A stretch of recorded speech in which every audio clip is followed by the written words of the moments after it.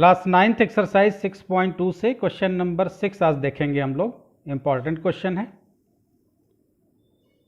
PQ और RS ये दो मिरर हैं और ये दोनों पैरेलल एक दूसरे के पैरेलल रखे हुए हैं। तो गिवन में हमने नोट कर लिया PQ parallel RS, two mirrors are placed parallel to each other. AB एक लाइट रे है। AB लाइट रे इस PQ मिरर से पॉइंट B पे स्ट्राइक करती है और बाउंस होती है इस डायरेक्शन में, BC डायरेक्शन में।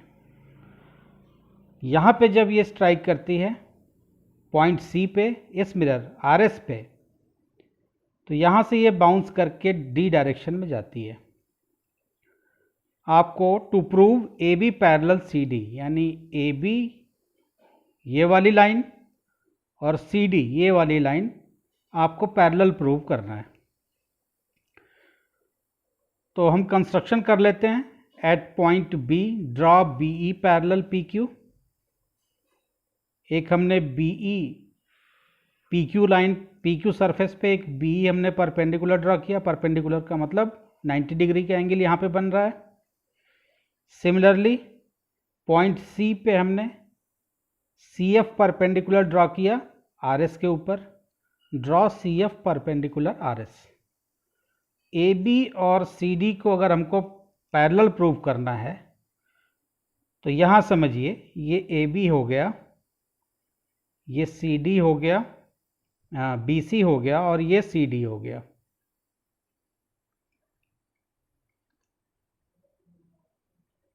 AB ये पॉइंट C हो गया और ये D हो गया। अगर ये लाइन और ये लाइन पैरेलल हमको प्रूव करनी है तो हम इन दोनों एंगल को अगर दिखा दें कि ये दोनों एंगल इक्वल हैं, यानी अल्टरनेट इंटीरियर एंगल अगर हम इक्वल दिखा दें तो हम कह सकते हैं कि AB और CD पैरेलल हो गई और ये BC जो है वो ट्रांसवर्सल होगी। तो हम कोशिश हमारी होगी कि हम एंगल ABC इक्वल टू दिखा दें एंगल DCB, यानी ये एंगल और ये एंगल अगर आपस में हम दिखा दिए तो इसका मतलब हो गया कि AB और CD आपस में पैरेलल होंगी। यहाँ थोड़ा सा ऑप्टिक्स का आपको ऑप्टिक्स रे ऑप्टिक्स, यानी या तो आपने क्लास 9th में पढ़ा होगा या अगर नहीं पढ़ा है तो थोड़ी सी जानकारी हमको लाइट के बारे में आपको देनी पड़ेगी। अगर ये कोई शाइनी सरफेस है, यानी एक तरफ इसके पॉलिश किया हुआ है और दूसरा जो सरफेस इसका शाइनी है, अगर कोई लाइट रे इस पे फॉल होती है तो वो स्ट्राइक यहाँ पे मान लीजिए इस पॉइंट पे स्ट्राइक करी, ये पॉइंट हमारा B हो गया। तो स्ट्राइक करने के बाद वापस डायरेक्शन इस डायरेक्शन में चली जाएगी। सपोज ये इस डायरेक्शन से आ रही है और इस डायरेक्शन में वापस चली गई। तो इस लाइट रे को हम कहते हैं इंसिडेंट रे।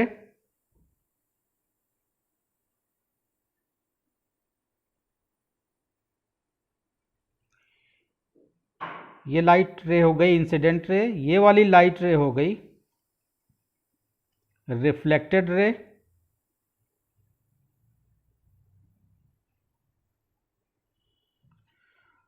पॉइंट ऑफ जहाँ पे जिस पॉइंट पे ये लाइट रे स्ट्राइक करती है, अगर यहाँ पे हम एक इमेजिनरी परपेंडिकुलर ड्रॉ करें इस सरफेस के ऊपर, यानी मिरर के ऊपर, जिस पॉइंट पे यानी पॉइंट ऑफ इंसिडेंस पे अगर हम इमेजिनरी एक परपेंडिकुलर ड्रॉ करें, इसको हम नॉर्मल कहते हैं। तो ऑप्टिक्स का रूल ये कहता है कि नॉर्मल के साथ इंसिडेंट रे जो एंगल बनाती है इसको हम I से रिप्रेजेंट करते हैं, यानी हम इसको कहते हैं angle of incidence. Angle of incidence. और नॉर्मल के साथ ये जो रिफ्लेक्टेड रे है, ध्यान रखिएगा, नॉर्मल के साथ रिफ्लेक्टेड रे जो एंगल बनाती है इसको हम R से रिप्रेजेंट करते हैं और इस एंगल को हम कहते हैं angle of reflection. Angle of reflection. आई जो हो गया एंगल ऑफ इंसिडेंस है, ये नॉर्मल के साथ, यानी जो रे इंसिडेंट हो रही है, स्ट्राइक कर रही है यहाँ मिरर के सरफेस पे, वो जो नॉर्मल के साथ एंगल बनाती है उसको आई कहते हैं। और रिफ्लेक्शन के बाद रे नॉर्मल के साथ, यानी रिफ्लेक्टेड रे नॉर्मल के साथ जो एंगल बनाती है उसको एंगल ऑफ रिफ्लेक्शन यानी आर से रिप्रेजेंट करते हैं। और रूल ये कहता है कि angle I equal to angle are,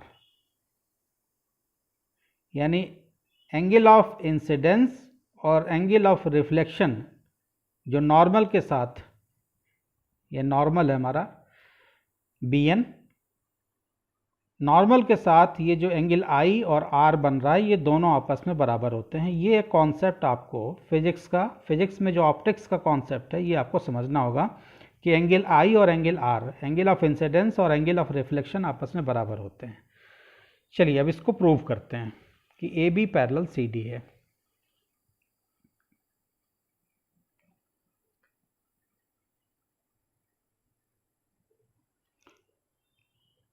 in angles की हम नेमिंग कर दें, तो अगर ये एंगल 1 हो गया, इसको हमने एंगल 2 नाम दे दिया। ये एंगल 3 हो गया और ये एंगल हमारा 4 हो गया। तो एंगल 1 इक्वल टू 2 और angle 3 equal to 4। Angle of incidence equal to angle of reflection. ये इंसिडेंट हो रही है रे इस मिरर पे और यहाँ से ये रिफ्लेक्ट हो रही है, तो ये दोनों एंगल आपस में बराबर होंगे। सिमिलरली इस पॉइंट सी पे देखिए, तो ये इंसिडेंट हो रही है यहाँ पे और यहाँ से रिफ्लेक्ट हो रही है, यानी ये दोनों एंगल ऑफ इंसिडेंस ये बन जाएगा और एंगल ऑफ रिफ्लेक्शन ये बन जाएगा। तो एंगल 1 इक्वल टू एंगल 2 होगा, एंगल 3 इक्वल टू एंगल 4 होगा। इस चीज़ को हम नोट करेंगे। Angle 1 equal to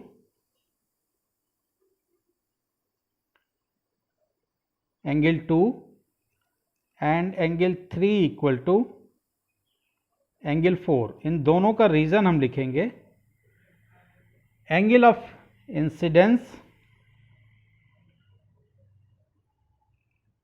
angle of incidence या इंसिडेंट रे, आप जो भी लिख सकें, angle of incidence is equal to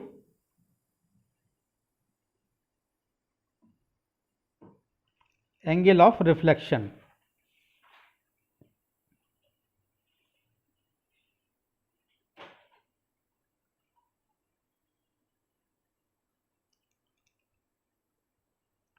इसलिए हमने लिखा कि angle 1 equal to angle 2 and angle 3 equal to angle 4।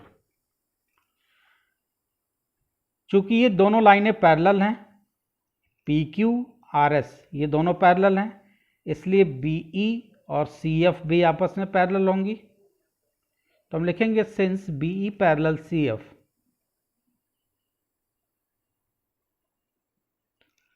Since B E parallel C F. इस चीज़ को आप समझिए, अगर दो लाइनें पैरेलल हैं तो इनके परपेंडिकुलर हम जो ड्रॉ करेंगे ये दोनों आपस में पैरेलल होंगे। सपोज लाइन इस तरह की हो, कन्वर्जिंग हो, तो हम अगर इस पे परपेंडिकुलर ड्रॉ करें, 90 डिग्री का एंगल बना रही है, और ये परपेंडिकुलर ड्रॉ करें इस पे, तो ये कभी भी आपस में पैरेलल नहीं होंगे, क्योंकि ये लाइन पैरेलल खुद में पैरेलल नहीं है, ये दोनों लाइनें। तो पैरेलल लाइन के ऊपर अगर दो हम परपेंडिकुलर ड्रॉ कर रहे हैं तो ये दोनों परपेंडिकुलर आपस में पैरेलल होंगे। तो B E parallel C F यानी एंगल 2 इक्वल टू एंगल 3। अगर बी ई और सी एफ पैरेलल हैं और बी सी ट्रांसवर्सल है तो 2 और 3 अल्टरनेट इंटीरियर एंगल बन रहे हैं। 2 और 3 को देखिए, सी एफ और बी ई ये दोनों पैरेलल लाइन है, ये जेड यहाँ पे बन रहा है, तो एंगल 2 इक्वल टू एंगल 3 हम लिखेंगे पिक्चर को फिर से देखिए, BE और CF आपस में पैरेलल हैं, ये ट्रांसवर्सल है। तो यहाँ Z जो बन रहा है इस तरह का, तो एंगल 2 इक्वल टू एंगल 3 होगा, क्योंकि ये दोनों अल्टरनेट इंटीरियर एंगल हैं ट्रांसवर्सल के। कॉर्नर में ऊपर ये बन रहा है, कॉर्नर में नीचे ये बन रहा है। तो यहाँ से रिजल्ट निकल के आया angle 2 equal to 3, angle 2 equal to angle 3, alternate interior angles, ये दोनों अल्टरनेट इंटीरियर एंगल्स। रीजन जरूर आप लिखेंगे। अगर इन दोनों जो हमने रिलेशन निकाला, एंगल 1 इक्वल टू एंगल 2 और एंगल 3 इक्वल टू एंगल 4, इनको हम एक को 1 बना देते हैं और दूसरे को 2 बना देते हैं, तो ये रिलेशन हमारा हो गया 3। अब फ्रॉम 1, 2 और 3 से देखिए, from 1, 2 and 3, angle 1 equal to 2, 2 equal to 3, 3 equal to 4, यानी ये सभी आपस में बराबर हैं। 1, 2, 3, 4 सब एक दूसरे के बराबर हैं। तो यहाँ से रिजल्ट निकल के आता है कि angle 1 equal to angle 4, angle 1 जो है एंगल 4 के बराबर है। अब इस दोनों एंगल्स का अगर हम 2 टाइम्स कर दें, 2 इंटू एंगल 1, 2 से मल्टीप्लाई कर रहे हैं तो दोनों साइड में करेंगे, यानी 2 इंटू एंगल 4, तो एंगल 1 का 2 टाइम्स, यानी अगर हम इस चीज को ऐसे भी लिख सकते हैं, angle 1 plus angle 1 equal to 2 times of angle 4, यानी angle 4 plus angle 4, angle 4 plus angle 4। Angle 1 equal to angle 2 अभी आपने ऊपर दिखाया है, तो इस एंगल को हम रिप्लेस करके एंगल 2 लिख सकते हैं। Angle 1 plus angle 2 equal to angle 4 plus angle 4 आपने एंगल 3 के बराबर दिखाया है, तो 4 की जगह पे हम एंगल 3 लिख सकते हैं। इस 4 की जगह पे हम एंगल 3 लिख दिए। अब ध्यान से देखिए, 1 प्लस 2, एंगल 1 प्लस 2 क्या हो गया? एंगल 1 प्लस 2 एंगल DCB हो गया, DCB, यानी 1 प्लस 2 की जगह पे हम लिख देंगे एंगल DCB, और एंगल 4 प्लस एंगल 3, 4 प्लस 3 ये हमारा हो गया एंगल ABC। यही चीज़ हमको प्रूव करना था कि अगर हम ये चीज़ प्रूव कर दें कि ये दोनों बराबर हैं तो हमारा AB पैरेलल CD आ जाएगा। तो आपने देखा 1 plus angle 2 equal to angle 4 plus 3, यानी एंगल 1 प्लस 2 हो गया एंगल DCB, एंगल 4 प्लस 3 हो गया angle ABC।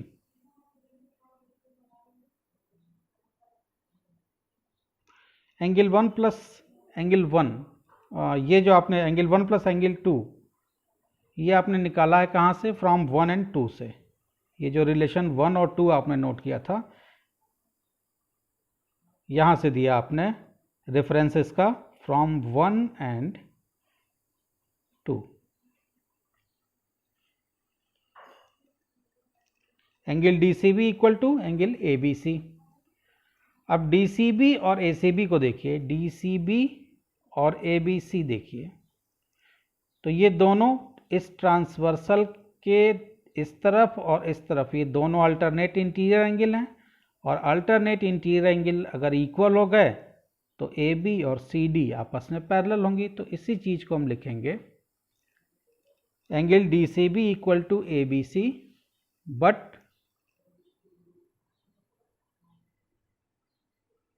they are alternate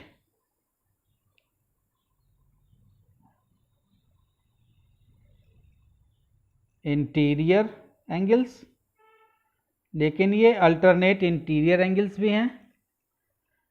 therefore AB parallel CD, इसलिए AB और CD ये दोनों आपस में पैरेलल हैं। प्रूव्ड, आपने प्रूव कर दिया कि ए बी और सी डी आपस में पैरेलल हैं। तो इस तरह से क्वेश्चन नंबर 6 आपका यहाँ कंप्लीट हो गया और इसके साथ एक्सरसाइज भी कंप्लीट हो गई। अगर वीडियो अच्छा लगा है तो चैनल को सब्सक्राइब कीजिए, अपने फ्रेंड्स के साथ, क्लासमेट्स के साथ शेयर कीजिए। नेक्स्ट वीडियो में हम लोग अगले एक्सरसाइज के क्वेश्चन करेंगे। Thank you.